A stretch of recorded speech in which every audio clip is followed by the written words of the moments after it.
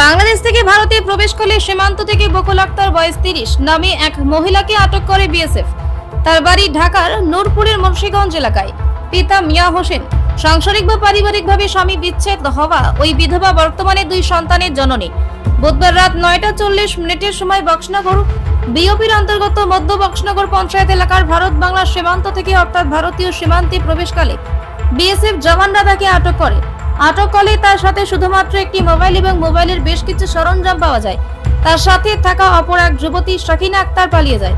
আটককৃত মহিলার বক্তব্য অনুযায়ী তাদেরকে সীমান্তে পারাপারের ক্ষেত্রে সহযোগিতা করেছেন কলমচৌড়া থানার অন্তর্গত মধ্য বক্সনগর এলাকার বাসিন্দা মাইন উদ্দিন, পিতা মনু মিয়া, এবং বক্সনগর দক্ষিণপাড়া এলাকার বাসিন্দা আলম মিয়া, পিতা রেনু মিয়া।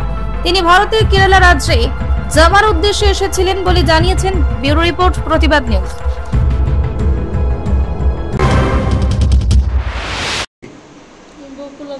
বাড়ি কোন জায়গায়? ঢাকা মুন্সিগঞ্জ। তোমার কে ধরছে? ধরছে কে? কবে আসছিলে? কালকে। কোন জায়গায় যেতে?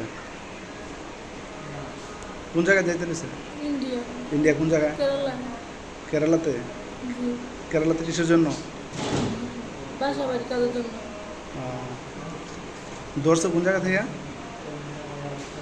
জায়গার নাম জানি না তো আমি। বাংলাদেশ কোন জায়গা দিয়ে আইতে গেছিলেন? কুমিল্লা বিশ্বরূপ হয়েছে। এখানে বর্ডারে আইসা কোন জায়গা দিয়ে করতে লেছে?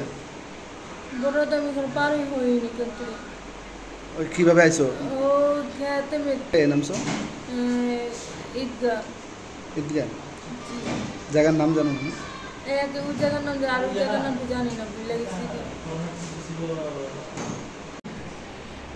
সকিনা হে কি বিবাহিত না অবিবাহিত? অবিবাহিত। হে কি এদিকে আইয়া পড়ছে না? হ্যাঁ। একসাথে ছিলা? জি।